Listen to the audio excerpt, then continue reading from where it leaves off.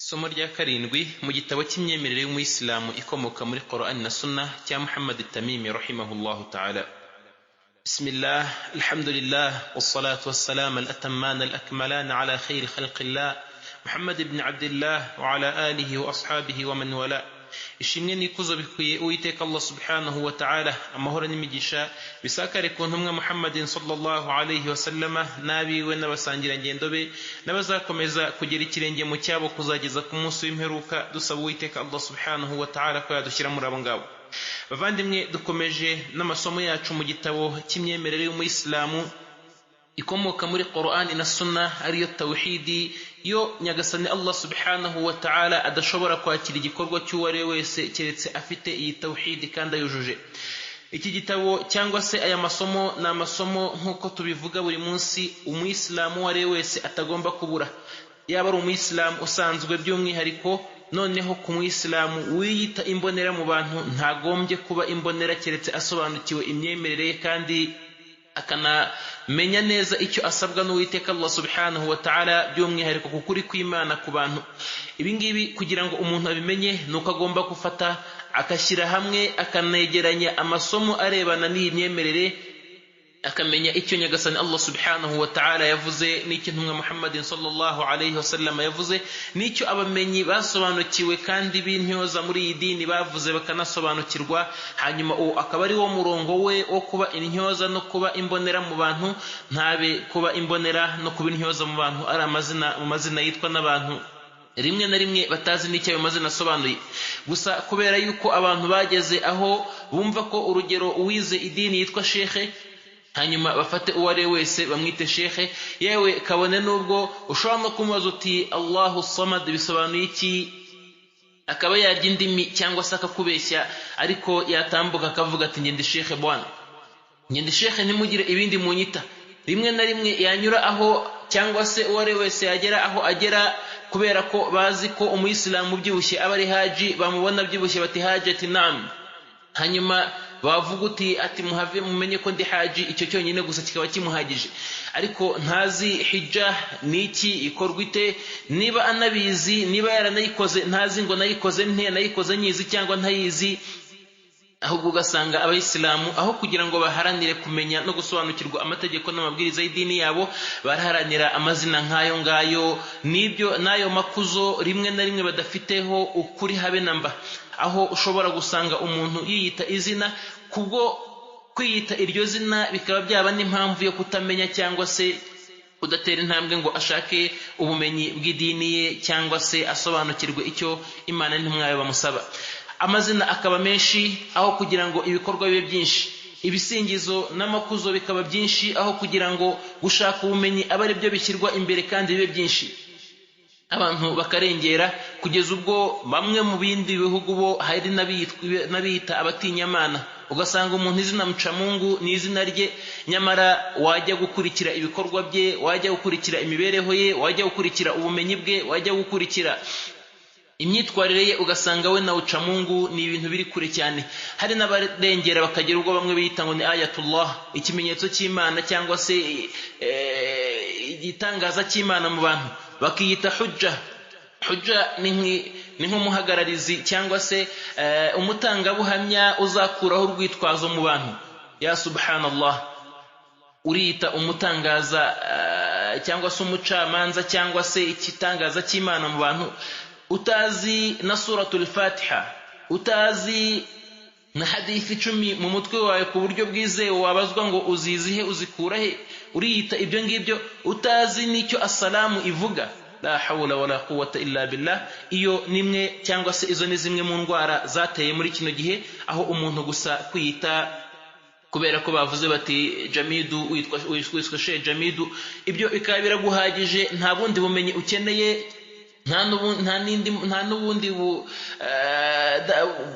nta kundi kwitwararika ukeneye, nta nubwo ukeneye no kumenya ngo iryo zina risobanuye iki, agaciro karyo ni akahe, icyubahiro cyaryo ni ikihe, ukuri kwaryo ni ukuhe. weho gusa ryabaye izina, hanyuma ahasigaye ni uguhangana na buri uwo ari we wese utari buze kukwita iryo zina, cyangwa se uwo ari we wese uri buze gushaka kukurengera kugira ngo uze kwitwaza iryo zina nk'ingabo imugarura ku murongo. Ingabo igarura umuyisilamu cyangwa se igarura ukuri kw'abantu ni ukuri, ni ubumenyi, ni ugushyira mu gaciro no guha ibintu ukuri kwabyo, ari nabwo bugenge twigishwa na Allah subhanahu wa ta'ala. Naho amazina by'umwihariko ayatwitwa tutayakwiye, byaba ari ayo ngayo yo kwitwa ngo turi abashekhe, cyangwa se umuntu kumwita imamu atazi n'ukuri kwa imamu n'agaciro ke n'umurongo agomba kugenderaho n'imbibize, cyangwa akakwita Bilali, cyangwa akakwita Haji, cyangwa akakwita n'ayo mazina yandi ngo Mucamungu, Mutinyamana n'ibindi nk'ibyo bitandukanye. Aya mazina ikiza ku muyisilamu burya nuko yayirinda iyo abona ko ayo mazina amwegereza cyangwa se amuhungisha Imana. Kuko iyo umuntu rimwe na rimwe yiswe ngo ni shekhe, akibeshya ko ari shekhe koko, by'umwihariko abyiswe n'utazi shekhe icyo ari cyo, uyu nguyu gushaka ubumenyi biramugora, kubera ko rimwe na rimwe bamuhamagariye gushaka ubumenyi arabaza ati ni abashekhe bagiye gushaka ubumenyi kugira ngo amenye niba koko ibyo bimuri. Ntabwo abaza ngo ibyo bagiye kwiga ndabizi, cyangwa se iki gitabo kivuga ndagisobanukiwe, cyangwa se hari icyo nzi mu idini, ahubwo arabaza ati ni abashekhe bagiye kwigishwa. Hanyuma yasanga ari bo akabaza ngo barahabwa iki, yasanga ntacyo akabyihorera, cyangwa se akakubwira ko yarangije kwiga, cyangwa se ibyo byagenewe abana bakiri mu ishuri. Yaba bagiye kugira ibyo baganira mu biganiro, akabaza ati ni abahaji bahamagawe. Ntago akeneye kumenya ngo haraganirwa iki, ntakeneye kumenya ngo kimariye iki dini yanjye, kiranyongerera iki, kirangabanyiriza iki mu idini yanjye, ahubwo akeneye kumenya abahamagawe ni bande. Kugeza ubwo abantu muri kino gihe tugezemo, umuntu aharanira ayo mazina nkaho aharanira ukuri mu kuri Imana yamugeneye, aho umuntu ashobora no kwicara akibaza ibyo yakoze byose n'imitungo yose afite, akavuga ati gisigaye nuko mba haji. Ya subhanallah, kuba haji byabaye ikuzo cyangwa byabaye igikorwa cya ibada. Kuba haji nubwo byaba ari izina, cyangwa se kuba shekhe, cyangwa kuba Bilali, cyangwa kuba imamu, cyangwa kuba n'andi mazina yose abantu bitirirana afitanye isano n'idini, ukuri kwayo ni ukuri idini yahaye, ni icyo asabwa, ni icyo akwiriye, ni cya kindi cyagenwe n'idini. Ntago ari ikuzo mu bantu, ntago ari inzira nziza yo kwibonera umutungo, cyangwa se guhabwa icyubahiro no kwicazwa mu ntebe z'imbere cyangwa se nziza n'ibindi nk'ibyo ngibyo. Ahubwo ukuri kwabyo nuko umenya ngo inshingano n'amabwiriza n'amategeko agenga iki ngiki ngiye kwitirirwa cyangwa se ndi kwitirirwa, kuko ushobora no kucyitirirwa utagishaka, ariko iyo cyarangije kukugeraho ukacyitirirwa, menya ngo niki gisabwa, niki ugombwa kugira ngo icyo kintu ugiye ukuri kwacyo. Kubera ko no mu guhuguza Imana izabaza abantu n'abantu kwiyitirira ibitari ibyabo, cyangwa se bakahabwa ibyo badashoboye mu nshingano badashoboye. N'intumwa y'Imana Muhammadin sallallahu alayhi wasallama ikavuga iti idha usnida al-amru ila ghayri ahliha fantadhiru as-sa'a. Nimubona ibintu n'inshingano n'amazina n'ibyubahiro byahawe abatari ba nyirabyo, muzategereze imperuka, kubera ko imperuka izaba yageze. Dusaba Uwiteka Allah subhanahu wa ta'ala ko yaturinda kandi akaduha umurongo mwiza. Umwanditsi rahimahullah muri kino gitabo aravuga ati babu min ash-shirk lubs al-halqati wal-khayt wa nahwihima li raf'i al-bala aw daf'ihi. Ati umuryango uko ari mu kubangikanya Imana, kuba umuntu yakambara byaba ari igikomo. Al-halqa ni igikomo cyangwa se impeta cyangwa umukufi bikozwe mu cyuma cyangwa se mu bundi bwoko bw'amabuye y'agaciro akorwamo ibintu nk'ibyo ngibyo. Cyangwa se aravuga ati wal khayt, cyangwa se ugakenyera akagozi, cyangwa se ukakambara cyangwa ukakanigiriza. Aravuga ati n'ibindi nkabyo, n'ibindi bitari ibyo byuma cyangwa se utwo tugozi, kubera ko uyu muryango agiye kuvuga ni umuryango w'amahirizi, ni umuryango wo kwambara ibintu nk'ibi ngibi, ariko ukabyambara liraf'il bala, kugira ngo ukureho ibyago, wikureho ibyago cyangwa se wikinge ibyago, au daf'ihi, cyangwa se ujye kure yabyo nk'uko twavuze ubyikinge. Uyu muryango ni umwe mu miryango, cyangwa se ni umuryango wa mbere mu miryango ikurikira intangiriro z'igitabo.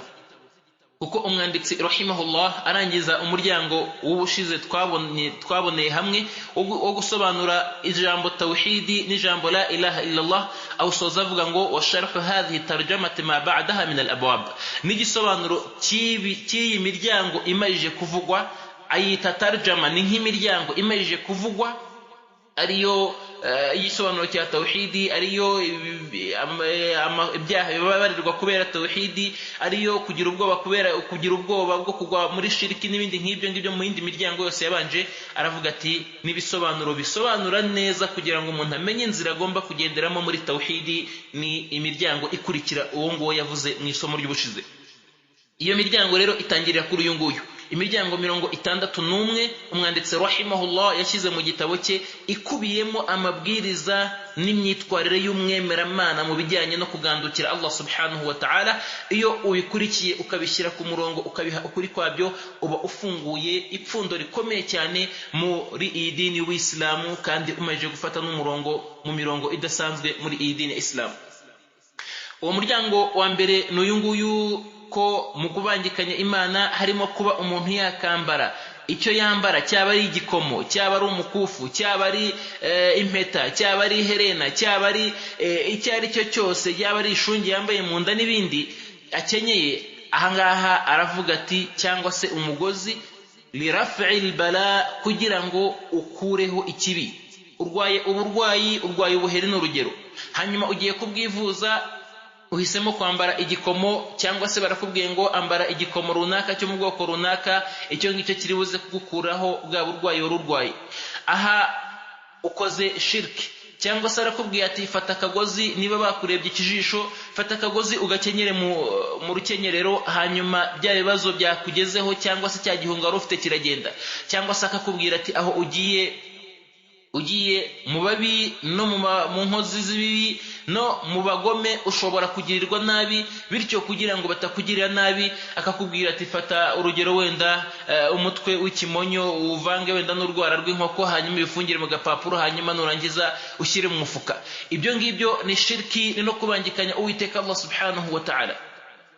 Muri uku kubangikanya Allah subhanahu wa ta'ala, muri ibi ngibi harimo ibyo umuntu akora abizi, afite n'amakenga kucyo akoze, anabona ko gishobora kubangamira idini ye.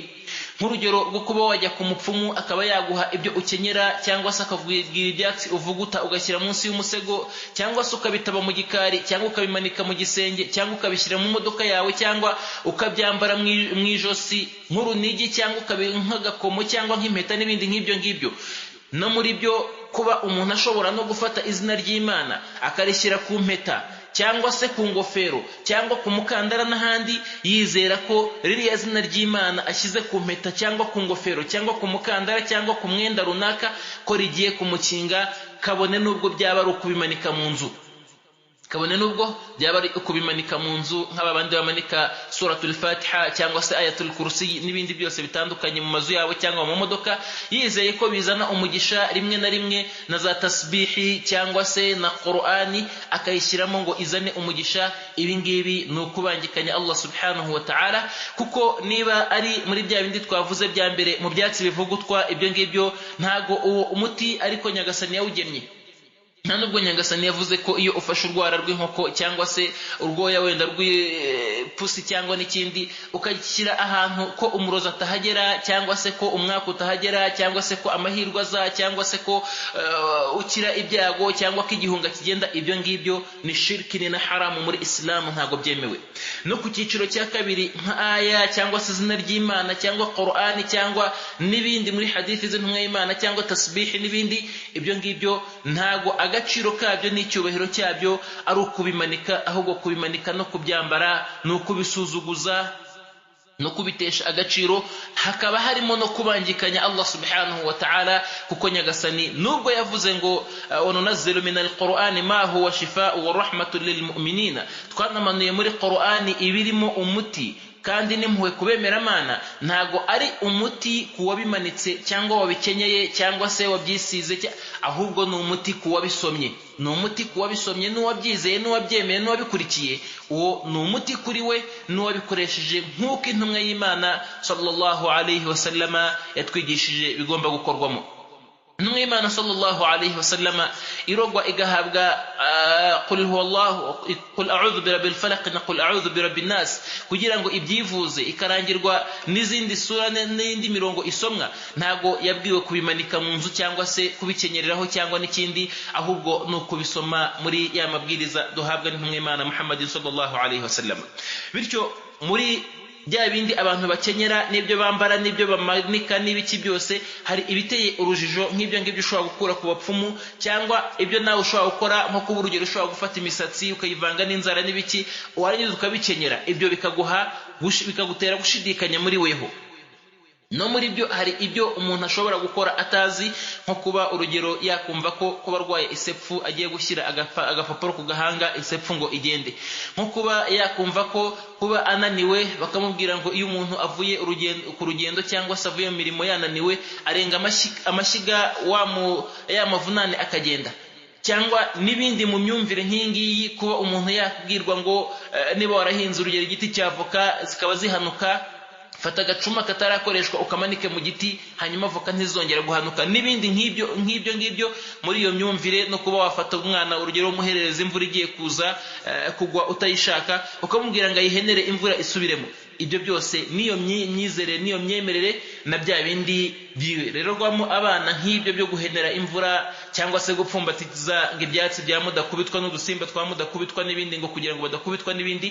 Ibyo umwana iyo abibonywemo aracyahwa, akanigishwa, akanabwirwa ko ibyo ngibyo ntacyo bimaze kuba bihari no kuba bidahari bingana. Niba umwana abibwirwa gutyo, umuntu mukuru we nakarusho yarakwiye kuba abyibwira mu bwenge bwe. Ariko niba atanabyibwira, amenye ko, cyangwa se ubibonye wese n'ubisobanukiwe n'ubyumvishe, amenye ko ari ibangikanyamana kandi atari umurongo Uwiteka Allah subhanahu wa ta'ala. No kubikora harimo ukubangikanya Uwiteka Allah subhanahu wa ta'ala. Umwanditsi rahimahullah aravuga ati, wa qawlullahi ta'ala, n'ijambo rya Allah subhanahu wa ta'ala rigira riti, ijambo rya Allah subhanahu wa ta'ala riravuga ngo, qul ara'aytum ma tad'una min dunillah in aradani Allahu bidurrin hal hunna kashifatu durrihi aw aradani birahmatin hal hunna mumsikatu rahmati qul hasbi Allah alayhi yatawakkalul mutawakkilun. Nyagasani Allah subhanahu wa ta'ala mu kugaragaza ibi bijyanye no gukenyera cyangwa se kwambara n'ibindi bitandukanye umuntu ashobora no kumanika kugira ngo azane ibyiza anikureho ikibi, Nyagasani Allah subhanahu wa ta'ala aravuga ati, qul ara'aytum ma tad'una min dunillah, ati ye Muhammadi babwire uti nimumbwire, nimuze munsobanurire, nimunyereke, mumpe igisobanuro gihagije kandi kinagaragara. Nimumbwire ma tad'una min dunillah, ibyo ngibyo muhamagara mu mwanya wa Allah subhanahu wa ta'ala, n'ibyo mwizera mu mwanya wa Allah subhanahu wa ta'ala, n'ibyo ngibyo muvangirira imyemerere yanyu n'imyizerere yanyu mukabivangira na Allah subhanahu wa ta'ala. in aradani Allahu bidurrin hal hunna kashifatu durrihi, ese Nyagasani ashatse ko ikibi kingeraho, ibyo ngibyo byagikuraho? Kuba Nyagasani Allah subhanahu wa ta'ala aramutse ashatse ko akugerageza mu gusitara, kuba weho ufite urwara rw'inkoko mu mufuka, urwo rwara rwabuza Allah subhanahu wa ta'ala kugusitaza yabishatse? Ese Nyagasani Allah subhanahu wa ta'ala yashatse ko uhomba mu bucuruzi ufite cyangwa se urimo gukora, uratekereza ko ibyo byatsi wavuguse ugashyira mu mufuka byabuza Nyagasani kuguhombya igihe ashaka ko uhomba ku bugenge bwe? Ese uratekereza ko Nyagasani Allah subhanahu wa ta'ala yashatse ko urwara nk'ikimenyetso cyangwa se nk'ikigeragezo aguhaye, cyangwa se nk'icyitegererezo ku bandi? Kuko ibya Nyagasani Allah subhanahu wa ta'ala, ibyo twita ko ari bibi, birimo ubugenge bukomeye kandi buhambaye, n'ubwinshi muri bwo ni byiza kuri twebwe yaba twari tubizi. Gusa ibyo ngibyo nta wabimenya usibye umwemeramana Allah subhanahu wa ta'ala, amenye ubugenge bw'ibiri muri bya bindi yita ngo ni ibyago cyangwa se ibi byamubayeho. Ariko ibyo ngibyo si isomo ryacu, wenda tuzayibona imbere ku bubasha bwa Allah subhanahu wa ta'ala. Ese Nyagasani yashatse ko ikibi kikugeraho, bya bintu wafungafunze n'ibindi wanditse n'ibindi wishushanyijeho n'ibindi wisize n'ibindi, ibyo ngibyo byagarura cyangwa se bikabuza Nyagasani Allah subhanahu wa ta'ala, bikamuganza cya kindi yashatse gukora ntikikubeho? Aha igisubizo ni ntago bishoboka, ntago byaganza Allah subhanahu wa ta'ala. nyagasani akavuga ati aw aradani bi rahmatin hal hunna mumsikatu rahmati. Muhammad babaza uti ese sallallahu alayhi wasallam, nyagasani bwo yanshakiye icyiza, ashaka kumpa icyiza, ibyo ngibyo byambuza icyo cyiza kungeraho? Kubera ko gusa weho wicaye uri kumwe n'umuntu hanyuma ugafata imyanya yawe yibanga ukayikanda ngo kugira ngo icyiza kitamugera, ibyo ngibyo byakibuza kumugeraho, byabuza nyagasani kukimuha.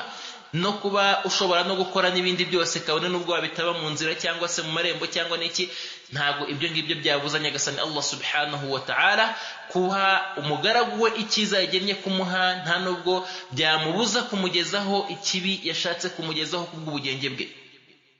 Icyo usabwa n'iki? Nyagasani avuga ati qul hasbi Allah, babwira uti nyagasani arampagije, Imana irampagije, Imana niyo niringiye, alayhi yatawakkalul mutawakkilun, nyagasani niwe wiringirwa n'abiringira. Abiringira nyakuri bagomba kwiringira Allah subhanahu wa ta'ala, ntibizerere muri ayo mapfundo cyangwa se ngo bizerere muri ibyo bikomo n'ibyo binigi n'ibyo bakenyeye n'ibindi bitandukanye, kuko ibyo ngibyo kubikora no kubangikanya Allah subhanahu wa ta'ala. Ubusanzwe Ubuislamu umuti bwawushyize mu bice bibiri. Hari igice bita ash-shar'iyya, ni igice kijyanye n'amategeko n'amahame n'imyemerere y'Umuislamu, naho nicyo ngicyo nta handi kigomba kuva usibye muri Qur'an na Sunna. Urugero, kuba ijambo runaka ryavura, nka hadith, nka aya, kuba yavura nta handi ugomba kubikura usibye ku ntumwa Muhammadin sallallahu alayhi wasallam no mu gitabo cya Qur'an. Ntuhimbe amagambo ngo uyite ay'Imana kandi ko agiye kuvura, cyangwa se ngo ukoreshe andi magambo ayo ari yo yose ushaka ko akuvurira muri urwo rwego. Iyo ushatse kubikora, ugukiranuka nuko ubishyira mu idini ukabishakira ku Mana no ku ntumwa yayo kugira ngo ubikoreshe. Ni nko kuba nyagasani Allah subhanahu wa ta'ala yaragize suratul Fatiha kuba ari umuti, cyangwa se ayatul kursi, cyangwa se qul huwallahu, cyangwa qul a'udhu birabbil falaq, cyangwa qul a'udhu birabbin nas, cyangwa qul ya ayyuhal kafirun, n'izindi aya muri aya zigendanye n'uburozi cyangwa se amashitani n'ibindi, muri aya zikoreshwa kugira ngo umuntu yivure cyangwa se yikinge ibibazo nk'ibyo ngibyo. Ibyo bigomba gukomoka muri Qur'ani no muri Sunna zizewe kuva ku ntumwa Muhammadin sallallahu alayhi wasallam. Kuva muri Qur'an bivamo nk'imvugo iyo ari imvugo ya Qur'an, naho muri Sunna ni uburyo bwo kuyikoresha. Ntuze kwicara weho ngo nujya kwisomera idua yo kugira ngo wikinge umubi ababi uvuge ngo tabbat yada abi lahabin wa tabba. Turakubaza tuti ibyo wabikuye he? Ariko nuba ufite aho ushingiye muri Qur'an na Sunna no mu gusobanukirwa ko bamenyi beza, icyo gihe ntacyo biri buze kudutwara. Ariko nuba ari ibyo weho wicaye ugatekereza, ntacyo ufite mu bumenyi, nta n'icyo ufite mu gusobanukirwa iyi dini, ahangaha turakubwira ngo niba utagiye kugwa muri bid'a, mu gihimbano, ugiye kugwa mu kubangikanya Imana, kandi byose ni bibi, nta cyoroshye muri byo. Ukubangikanya Imana n'ibihimbano nta cyoroshye muri byo, byose ni ibyaha mu byaha ndenga kamere byoreka umuntu ubiguyemo, kabone nubwo yatekereza ko icyo aguyemo ngo ni bid'a ntoya, nko kuba yakishimira cyangwa se akizihiza umunsi ntumwe Imana yavutseho, cyangwa se kuba yasomera Qur'ani kumva, cyangwa se kuba yahamagara abantu akabahuriza iwe ngo kugira ngo ahe inzu ye umugisha, akazana abantu bagasoma Qur'ani inshuro zingahe. Ibyo ngibyo we urabyita ko byoroshye, ariko ni icyaha mu byaha ndenga kamere gishobora no kugushyira mu rwa jahannama, ukazarinda upfa ukazawubamo ubuziraherezo, nkuko nyagasani intumwa Imana sallallahu alaihi wasallam ivuga iti man amila amalan laysa alayhi amruna fahuwa rad. Uzagira icyo akora bitari mu byo twamwigishije twamuhaye, ibyo bizamugarurira. intumwa Imana sallallahu alayhi wasallam ikavuga iti man ahdatha fi amrina hadha ma laysa minhu fahuwa rad. Nuzagira icyo akora muri idini yacu kitari kirimo, icyo kizamugarukira no kumugarukira, nuko nta gihembo azakibonera, ahubwo ibihano byacyo kuri we bizaza bikomeye kandi bisharira. Na hadithi yindi intumwa Imana Muhammadin sallallahu alayhi wasallam ikavuga iti wa kullu bid'atin dalala, na buri gihimbano ni ubuyobe, wa kullu dalalatin fi an-nar, na buri buyobe bujyana umuntu umuriro, wal iyad billah. Nyagasani aturinde ubwo buyobe n'ibyo ngibyo. Bityo umuti urimo ibice bibiri. Igice cya mbere ni igice kigendanye n'imyemerere, gikomoka mu myemerere nyayo y'idini ya Islam. Igice cya kabiri ni igice cyo kugerageza. no kwemeranyaho abantu bashingiye kubifatika kandi byumvikana binagaragara, nko kuba abantu bakumvikana ko umuravumba ari umuti uvura mu nda, cyangwa se icyatsi runaka ari umuti uvura umutwe, cyangwa ko urushinge runaka rukubiyemo ibi n'ibi byateranyijwe ari umuti uvura malariya. Ibyo iyo bikoreshejwe bikemezwa, bikageragezwa bikemezwa n'abantu, icyo gihe ibyo nabyo biba ari umuti. N'ibindi nk'ubuki kuba ari umuti, byaba ari uko tubikura muri Qur'ani cyangwa se ko bigeragezwa abantu bagasanga ubuki ari umuti, ibyo ngibyo bihinduka umuti Nyagasani yashyiriyeho abantu. Ni nk'uko n'imyotso n'ibindi bitandukanye abantu bashobora gukoresha bikagaragara kandi bikemezwa ko ari umuti. Ibirenze ibyo ngibyo, bya byatsi bipfunyikwa na ya migozi ikenyerwa, na za mpeta zambarwa, na bya binigi binigirizwa, na za ngofero zambarwa, na za ga, na bya bindi bantu bambariraho byanditsweho cyangwa se bitanditsweho, ibyo ngibyo byose ni haramu muri Islamu, ntabwo byemeye ko umuyisilamu abikoresha. Umwanditsi rahimahullah mu gushyiraho hadithi na dalili ikomoka muri sunna, nk'uko igitabo ari imyemerere ikomoka muri Qur'an na sunna, aravuga ati wa an Imran ibn Husayn radiyallahu anhu, no kuva muri hadithi sahih kuva ku ntumwa y'Imana Muhammad sallallahu alayhi wa sallama ko intumwa y'Imana ko Imran ibn Husayn radiyallahu anhu avuga ko intumwa y'Imana Muhammad sallallahu alayhi wa sallama ra'a rajulan biyadihi halqatun min as-sufr, ko intumwa y'Imana sallallahu alayhi wa sallama yabonye umuntu ufite ku kaboko ke igikomo gikozwe mu muringa. Intumwa y'Imana Muhammad sallallahu alayhi wa sallama iramubaza iti ma hadhihi, iki ni igiki? Qala min alwahina, arasubiza ati ya Rasulullah, iki nacyambaye kugira ngo nirinde nikize n'uburwayi burimo kundya mu amagufwa y'akaboko. Intumwa y'Imana Muhammad sallallahu alayhi wa sallam iramubwira iti inzi'aha, kuramo, fa innaha la taziduka illa wahnan, kuramo icyo ngicyo kivanemo, kuko nta kindi kikongerera usibye uburwayi n'ububabare, kikakongerera gusuzugurika hejuru y'uburwayi. Kuko wababaraga ubabazwa n'igufwa rifite ikibazo mu mubiri, cyangwa se n'igifu kirwaye, cyangwa n'urwagashya rwangiritse, cyangwa n'impyiko zimerewe nabi, cyangwa se n'amaraso make yaguteye umutwe kukurya, n'ibindi nk'ibyo bitandukanye, ibyo nibyo byakubabazaga.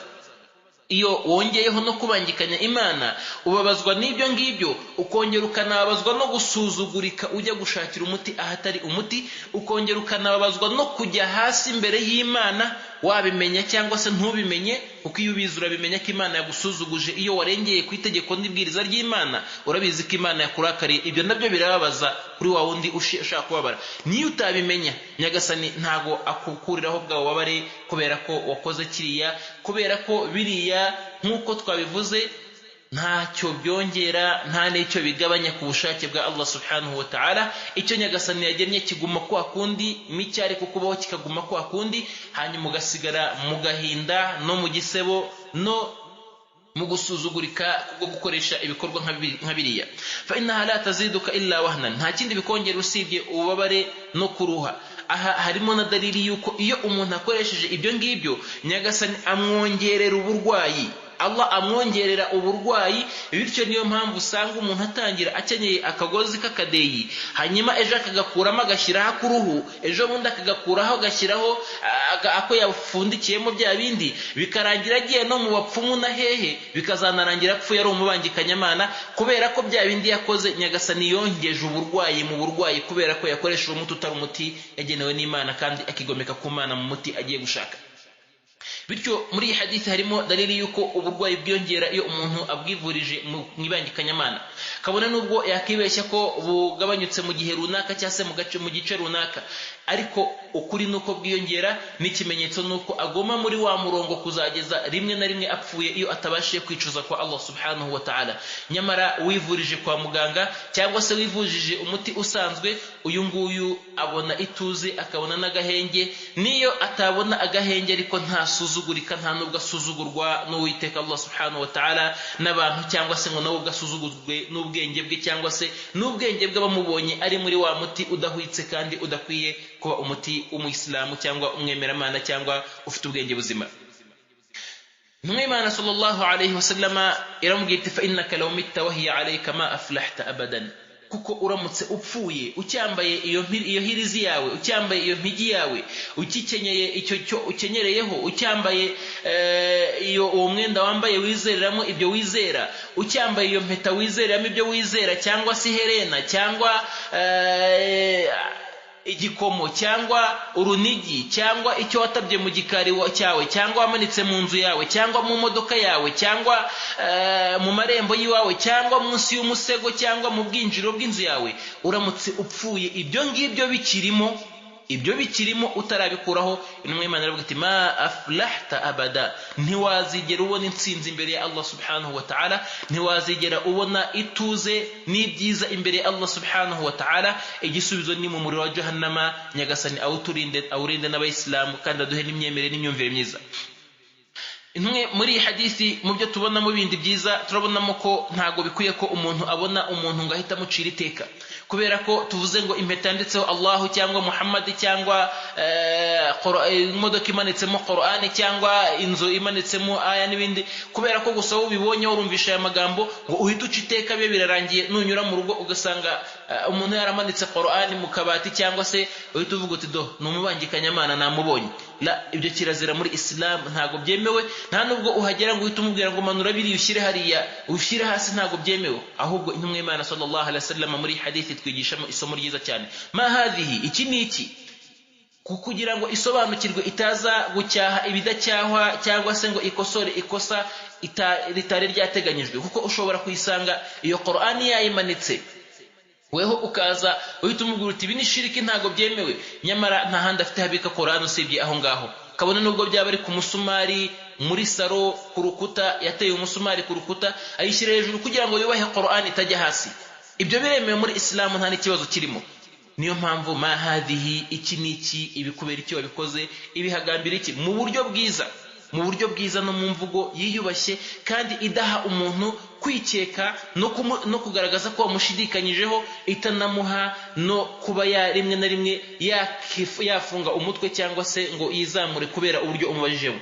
Mubazanye icyubahiro. Niba ubonye uri mu bantu, si ngombwa ko uhita umubariza mu bantu uti iki ni igiki wamanitse mu modoka yawe, itasbihi isobanuye iki mu modoka yawe, hanyuma ngo bigaragare ko wahinduye ikibi, cyangwa niba yikuramo abantu bazagenda bavuga ko ari weho wabaye impamvu kugira ngo ivemo. Ibyo ngibyo ntacyo bimaze imbere y'Imana, n'ibyo ngibyo bishobora kugushyira habi kurushaho yarari, kubera ko weho ugiye nawe mu yindi shiriki, mu rindi bangikanyamana ryo kwibonekanisha. Nubwo weho urimo gukuraho ihirizi, kwibonekanisha bishobora kuba bibi kurusha ihirizi, kubera ko ihirizi umuntu yaribona akarimanura, naho ikibazo cyo kwibonekanisha cyo iyo kimaze kuba uburwayi mu muntu, kinjira no mu bindi bikorwa bye byose.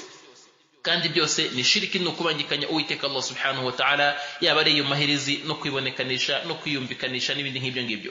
Bityo bivugwa mu buryo bwiza, uti iki niki mu buryo bwiza, byaba ngombwa ukamushyira ku ruhande, wabona ntacyo mutwaye kubamubariza mu ruhame, kugira ngo n'abandi wenda ukeka ko nabo babifite babonereho, nk'uko ushobora no kumvikana na mugenzi wawe agakora igikorwa nk'icyo ngicyo, ariko watagambiriye kugikora, ahubwo agira ngo muze kugira uwo muha isomo mutabasha gutinyuka, kugira ngo cyangwa se mubona ko muramutse mumwegereye mukakimubwira cyaba ikibazo.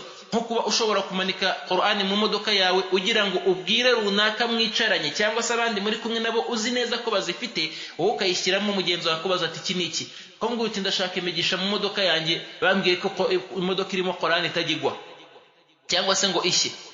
Hanyuma warangiza ukamukosora, ukamubwiza ukuri, ukanasobanura umugenzo n'umurongo w'idini yawe muri icyo gikorwa, hanyuma n'abandi bakumviraho.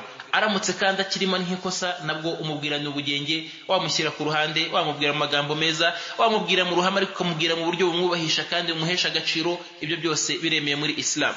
Hanyuma ukanasobanura ko ibyo ngibyo atari umurongo Uwiteka Allah subhanahu wa ta'ala. Hadithi yakiriwe na Ahmad muri sanad idafite icyo itwaye. Hanyuma intumwa y'Imana Muhammad sallallahu alaihi wasallam mu yindi hadithi ya Uqba, umwanditsi aravuga ati walahu an Uqba ibn Amir radiyallahu anhu, nanone bivuye muri musnad Ahmad ibn Hanbal radiyallahu anhu, muri hadithi za Uqba ibn Amir radiyallahu anhu, kuva ku ntumwa y'Imana Muhammad sallallahu alaihi wasallam ko intumwa y'Imana yavuze iti man ta'allaqa tamimatan fala atamma Allahu lahu, wa wundi wese uzamanika impigi n'ihirizi, Nyagasani ntazigera amugeza ku ntego. Nyagasani ntazigera amugeza ku ntego. byaba ari ubusabe intumwa y'Imana imusabiye ko nyagasani atazamugeza ku ntego, cyangwa se ari inkuru tubwiwe ko nyagasani atazamugeza ku ntego, kandi byose bikubiyemo muri iyi hadithi y'intumwa y'Imana Muhammad sallallahu alaihi wasallama turabibwiwe, kandi ni n'ubusabe bw'intumwa y'Imana sallallahu alaihi wasallama ko uwo ari we wese uzamanika impigi cyangwa se akambara ihirizi cyangwa agakenyera icyo akenyeyeho yizeye ko kimuzanira icyiza cyangwa kimukuraho ikibi cyangwa kimurinda uburwayi cyangwa kimukiza ubundi, fala atamma Allahu lahu, nyagasani Allah subhanahu wa ta'ala ntago azigera abimwuzuriza. Intumwa y'Imana ikavuga iti waman ta'allaqa wada'atan fala wada'a Allahu lahu, na wa wundi wese uzamanika cyangwa se akizerera mu gakonokono k'ikinyamujondwe. Agakonokono k'ikinyamujondwe ni ka kantu kameze nk'ibuye kaba kari ku mugongo wa ka gasimba kagenda karenduka hasi, ariko kitwa ikinyamujondwe cyangwa se ikinyamujonjorerwa. Kari agakonokono kacyo n'utundi dukonokono dukurwa mu nyanja Abarabu batwizereragaho ko dukiza malariya cyangwa se tukagabanya umuriro n'ibindi mu bibazo nk'ibyo ngibyo. Nk'uko n'Abanyarwanda nabo bashobora kugira ibindi byabo bizera nk'amahembe cyangwa se inzara z'udukoko cyangwa imitwe y'udukoko runaka, ibyo ngibyo n'ibyatsi runaka, ibyo ngibyo ntago nyagasani Allah subhanahu wa ta'ala ageza ku ntego wa wundi wese wabyizereyemo kandi akabimanika muri we, kuri we, byaba ari kuri we cyangwa se mu bye, nyagasani nta mugisha ashobora kubiha, nta nubwo ashobora no kumugeza ku ntego. Na hadithi ni sahihi kuva ku ntumwa y'Imana Muhammad sallallahu alaihi wasallama, niyo yaba itari sahihi ariko igisobanuro cyayo ni sahihi, ariko hadithi ntacyo itwaye kandi iremeye kuyitangiraho ubuhamya. Hanyuma muri riwaya yindi ikavuga iti man ta'allaqa tamimatan faqad ashrak, wa wundi wese uzashyira imyezerere n'imyumvire ye ku mpigi, uwo ngo azaba abangikanyije Allah subhanahu wa ta'ala. Muri riwaya ikavuga ngo man allaqa tamimatan faqad ashraka, wa wundi wese uzamanika impigi cyangwa se akayambara, yaba ari ukuyimanika ku mubiri we, kuko kuyambara ni nko kuyimanika, cyangwa kuyishyira mu nzu cyangwa ku modoka cyangwa akayitabaho yayishyira hose, faqad ashraka, azaba abangikanyije Uwiteka Allah subhanahu wa ta'ala, kuko yizeye ibyo Imana itamuhaye kwizera, anayiha imbaraga zo idafite. Kuko ntabwo ushobora kwizerera urugero mu rwara rw'isake cyangwa se urwoya rw'ipusi cyangwa se urwanwa wenda urugero rw'intare, cyangwa ngo wizerere mu nzara zawe n'imisatsi yawe cyangwa se mu cyuya cy'umuntu runaka, usibye ko uba utekereza ko icyo cyuya cyangwa se nyiracyo afite izindi mbaraga zishobora gukorera mu bindi bintu, mu biremwa by'Imana, bikakuraho ikintu runaka. Yaba ari ukwizera ko ko izo mbaraga zikorera mu biremwa by'Imana, cyangwa se kwizera ko izo mbaraga zikorana n'Imana kugira ngo hagire ikivaho, ibyo byose nibangikanyamana. Kuko burya ntago ushobora kwambara impigi cyangwa se hirizi cyangwa se ngo ugire ibyo umanika, usibye ko hari imbaraga runaka wizerera muri iki kintu cyo ugiye gukora. Izo mbaraga wizereramo, izo ngizo zo nyagasani atemeje ngashyiremo, izo nizo zigaragaza ibangikanya Allah subhanahu wa ta'ala. hanyuma umwanditsi rahimahullah akavuga ati wali ibn Hatim an Hudhayfa radiyallahu anhu, no kuva kwa ibn Hatim rahimahullah ko Hudhayfa ibn al-Yaman radiyallahu anhu annahu ra'a rajulan fi yadihi khaytun, ko Hudhayfa ibn al-Yaman yabonye umuntu wari wambaye akagozi ku kaboko ke min al-humma, kamurinda umuriro n'uburwayi.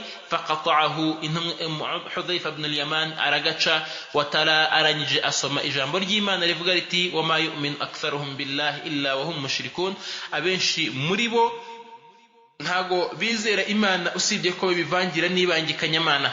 Aha byaba ari muri rusange nko kuba umuntu yakemera ukurema kw'Imana no gutanga amafunguro no kwizera ibyo twita rububiyya, hanyuma akabangikanya Imana mu kuyigandukira no kuyigaragira no kuyisingiza ibyo twita al-uluhiyya. Icyo gihe uyu nguyu abavangiye ukwemera akuvanya no kubangikanya Imana. Yaba ari umuyisilamu wemerera no mu mpigi no mu mahirizi, uyu nawe aba yemera Imana ku ruhande rumwe, akayivangira n'ibangikanyamana. na nyagasani Allah subhanahu wa ta'ala muri hadith al-Qudus akavuga ati ana aghna ash-shuraka 'an ash-shirk, nge ndihagije kuri babandi bose mumbangikanya nabo, ninge mukungu wabakungahaye kuri babandi bose ubangikanya nabo no witeka Allah subhanahu wa ta'ala. Man 'amila 'amalan ashraka fihi ma'i ghairi, intumwa nyagasani Allah subhanahu wa ta'ala atuzakora igikorwa icyo ari cyo cyose akakimbangikanyamo n'uwo ari we wese, taraktuhu wa shirka, nyagasani Allah subhanahu wa ta'ala ati ndamureka we nkamurekera n'umubangikanya we yambangikanyije nawe. Nyagasani nta ruhare aba afite muri bya bindi kandi arihagije mu byo afite, ntago akeneye ko weho umwungaho abandi kugira ngo ibyawe bigire akamaro cyangwa se byihute. Iyo ugize icyo umwungaho ngo bigire akamaro cyangwa byihute, nyagasani aramugusigira we akavamo, bityo bikazakubera n'igihombo n'igisebo n'agahinda ku munsi imperuka. Witeka Allah subhanahu wa ta'ala ko yadushyira mu bagaragu be beza. Bityo muri iri somo hari amwe mu masomo dukuramo menshi. Mu masomo ya mbere dukuramo nuko Ubuislamu bwaremereje cyane kandi bunakomeza ikijyanye n'amahirizi n'impigi, bunagica kandi bukica bwihanukiriye kubera ko ari mu bikorwa byo kubangikanya Allah subhanahu wa ta'ala. Ikindi ahangaha nuko uware wese wapfa ari muri iki gikorwa adashobora kugira intsinzi imbere y'Uwiteka Allah subhanahu wa ta'ala, adashobora no kuba mu bagaragu beza. Bityo na hano ku isi ntiyaba mu bagaragu beza agikenyeye cyangwa se akizerera mu mpigi n'amahirizi, kubera ko ibyo ngibyo bimukura kuba mu bagaragu beza. Wabibwiwe aha muri iyi hadith ni Imran ibn Husayn radiyallahu anhu, nkuko riwaya zindi zibigaragaza. Uyu Imran ibn Husayn ni umwe mu basahaba b'intumwa Imana Muhammadin sallallahu alayhi wa sallama beza ku rwego rugeze aho abamarayika bajyaga baza bakamusuhuza. Imran ibn Husayn yasuhuzwaga n'abamarayika, bityo ntago bisobanuye ko uwo ari wese nuko yameze kose uyu nguyu we bishobora kumuha agaciro. Ariko Imran ibn Husayn ibyo yasuzwaga n'abamarayika nyuma y'aho ngaho, binagaragaza nk'ikimenyetso cy'uko ikigambiriwe ari uko umuntu asoza, nuko umuntu ayoboka kandi akomeza kugenda ajya ku murongo. Bityo ushobora kuba wambaye impigi uyu munsi, hanyuma wabimenya ko ari haramu ukayikuramo, ukaba umugaragu w'Imana mwiza uri ku rwego rwo hejuru, uzajya no mu ijuru mbere y'abandi bose. Nkuko nanone ushobora kuba uyu munsi wigize umugaragu w'Imana mwiza cyane, hanyuma warangiza wasoza nabi ntugire agaciro, kuko al-ibra bil khawatim, ikigambiriwe ni uburyo umuntu azasozamo n'uburyo umuntu azarangizamo ibikorwa akora. Kuko ushobora kugitangira neza ukagisoza nabi ukaba mubi, ushobora no kugitangira nabi ukagisoza neza ukitwa mwiza. Bityo tunakuramo ko shiriki muri izi shiriki zitwa ko ari shiriki ntoya ari ibyaha mu byaha ndengakamere, kuko byoreka umuntu bikamushyira no mu jahannama ubuziraherezo. Hanyuma nanone ikigaragaramo ahangaha nuko kuba umuntu atabizi ntibikuraho ko ari shiriki. Kuba umuntu yakizera imyizere nk'iyo ngiyo atayizi ntibikuraho ko ari shiriki. Ari naho tubona agaciro ko kwiga no gushaka ubumenyi, kandi na nyagasani Allah subhanahu wa ta'ala arabiguhanira, kabone nubwo waba utabizi igihe wagize intege nke mu kubisobanukirwa. Kuko niba ugiye kunywa ikinini udashobora kugitinyuka, utabanje kubaza muganga uti ikinini runaka kimeze gutya, ese kukinywa biremewe, ni gute wumva ko weho ushobora gufata aya cyangwa hadithi cyangwa Qur'ani cyangwa ikindi cyari cyo cyose, cyangwa ibyatsi cyangwa amoya cyangwa inzara cyangwa n'ibindi ibyo ari byo byose, ngo ubimanike wizere ko ugiye gufata umuti, kandi ibyo bifitanye isano n'imyemerere yawe. Nkuko ubaza muganga buri ikinini kigendanye n'ubuvuzi bwe, ni nako ugomba no kubaza n'abamenyi b'idini buri icyo ushaka gukora cyose mu bifitanye isano n'imyemerere n'imyizerere. No mu bindi dukomora muri iki gitabo cyangwa se mu masomo dukuramo ahangaha, nuko aya mahirizi nta kamaro afite, n'izi mpigi ntacyo zimara, byaba ari mu bigaragara hano ku isi cyangwa se n'ejo ku munsi w'imperuka, kubera ko intumwa Imana yavuze iti fa innaha la taziduka illa wahnan, kuko nta kindi byakongerera usibye gusuzugurika no kubabara no kurwara kurushaho. Ikindi nanone harimo ko iyo umuntu agiye gucyaha ibi ngibi abicyahana imbaraga, ariko kubicyahana imbaraga ntibikuyeho ko agomba kugira ubugenge no kwitwararika no kurinda gukomeretsa umutima w'uwo agiye gucyaha, ariko akagaragaza ubukari buri muri iryo kosa arimo kuvuga. Ntumushyire ku ruhande ngo kubera ko twavuze ngo ugomba kubijyana buhoro n'iki, ngo umubwire ngo urabona haji kano kantu wagakuraho, kubera ko buriya ntago kaba ari keza mu idini, ibyiza nuko aba kavanyeho kugira ngo nyagasana gushyire bishohoya. Mubwira uti iki ngiki ni haramu muri Islam, n'ugikoze agapfa akirimo ajya mu muriro wa jahannama, ariko ubimubwire mu ibanga, unabimubwire mu buryo butarimo kumugaragariza ko ari injiji cyangwa se adasobanukiwe cyangwa se ko ari umwangizi, ariko umwereke ko iri kosa yakoze atariza, ari ikosa mu makosa akomeye cyane, nk'uko aramutse akoze n'ikindi cyaha mu byo kukubangamira gikomeye, wamushyira ku ruhande kandi ukamubwira umugaragariza ukuri n'icyo urimo kumucyahiraho muri bya bindi byo bijyanye n'ukuri kwawe. Ukuri kw'Imana rero guhenze kurusha ukure uko ari we wese, bityo kugaragazwa uko intumwa y'Imana n'Imana bigaragaje ntago bigaragazwa uko weho ushaka kubivuga, no kuvuga ngo ntacyo bitwaye bana, ngo ntago bigoye cyane, ntago bikomeye. Inshallah buhoro buhoro uzagenda ubireka, ntago ari buhoro buhoro uzagenda ubireka, ahubwo nibivemo kuko ubigumyemo ukabipfiramo, wajya mu muriro wa jahannama. Aho ntago bibwirwa abahaji gusa, ntago bibwirwa abashehe gusa, ntago bibwirwa abakire gusa, ntago bibwirwa abakene gusa, uwo ari we wese, n'umwana wawe n'uruhinja. Uramutse usanze umuntu yashyizeho ka gakenyerero bakenyera ngo kugira ngo umwana akure neza, biriya ni shiriki. Ntago akagozi gaha umwana gukura neza, ntago akagozi ariko karinda ijisho ribi ry'abanyenabi, ahubwo ubusabe na wa murongo twasigiwe n'intumwa Muhammad sallallahu alaihi wasallama nibyo biha umwana gukura neza, hanyuma n'uburyo umwitayeho n'ibyo umugaburiye nibyo bimuha gukura neza.